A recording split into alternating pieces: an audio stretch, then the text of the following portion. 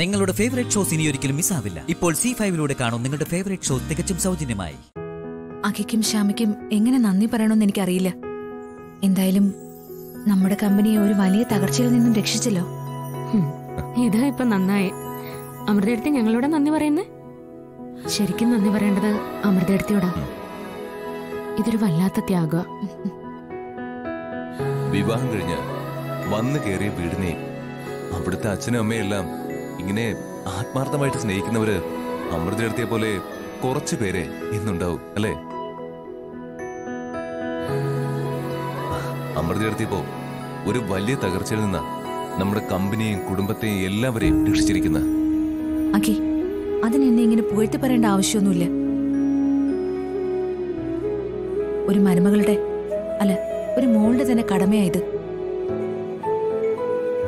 അതെന്നെ കൊണ്ട് പറ്റാവുന്നത് ഞാൻ ചെയ്തു, അത്ര തന്നെ. എന്നാലും ഇത്ര പെട്ടെന്ന് 2 കോടി രൂപ അത് അമൃതയെടുത്ത് എങ്ങനെയാ സംഘടിപ്പിച്ചേ?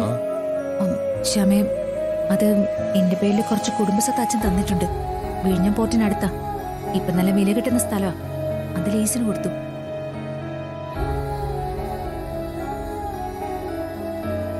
മായ ഇതിനിടയിൽ കൊട്ടേഷനുമായിട്ട് വരുന്നു എന്നുള്ള രഹസ്യ വിവരം നിങ്ങൾ അറിഞ്ഞതാ നല്ലതായേ.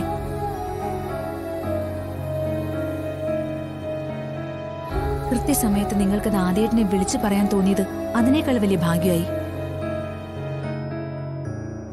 ആദ്യേട്ടൻ അപ്പോഴേ എന്നോട് പറഞ്ഞത് ഇത് അമ്മയോട് പറഞ്ഞിട്ട് കാര്യമില്ല, കൂടുതൽ തുക ബിഡ് വെക്കാൻ ഐശ്വര്യ സമ്മതിക്കില്ലെന്ന്. എന്തെങ്കിലും പറഞ്ഞ ഐശ്വര്യ അമ്മയുടെ മനസ്സ് മാറ്റുന്നു. പിന്നെ എന്താ വഴിയെന്ന് ഞങ്ങൾ ആലോചിച്ചപ്പോഴാണ് ഈ ഒരു മാർഗം തെളിഞ്ഞു വന്നത്.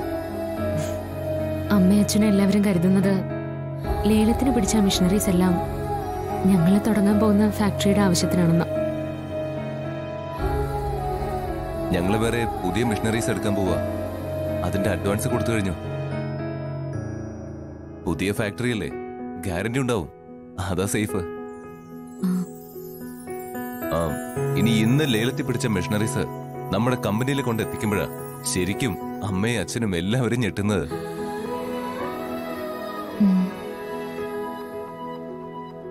അതുവരെ അഖിലും ശ്യാമയും ഞങ്ങളെ ചതിച്ചൂന്ന് ഐശ്വര്യടുത്ത് പാടി നടന്നോട്ടെ.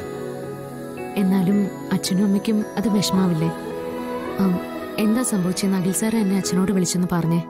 അതൊന്നും വേണ്ട. കമ്പനിയിൽ ആ മെഷീനറീസ് വരുമ്പോ എല്ലാവരും അറിഞ്ഞാൽ മതി. അതുവരെ ഈ കാര്യം അവർക്കെല്ലാം ചെറിയൊരു സസ്പെൻസ് ആയിട്ട് ഇരിക്കട്ടെ. ഈ അഖിൽ സാറിന്റെ ഒരു കാര്യം ഒന്ന് പോടും.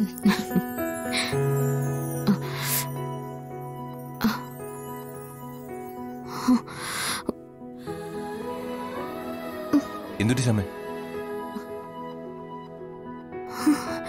എന്താ ശ്യാമേ? എന്തോ വേദന പോലെ. എന്തെങ്കിലും ഗ്യാസ് പ്രോബ്ലം ആയിരിക്കും. അതാവോ? അല്ല, വലിയ വേദന ഉണ്ടെങ്കിൽ ഹോസ്പിറ്റലിലേക്ക് ഒന്ന് പോവാം. സാറില്ല, വേണ്ട വേണ്ട എടുത്തേ.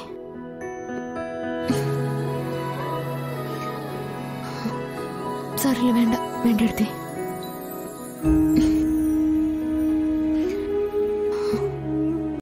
ഡൗൺലോഡ് ചെയ്യൂ C5 ആപ്പ്. കാണൂ എല്ലാ എപ്പിസോഡുകളും സൗജന്യമായി.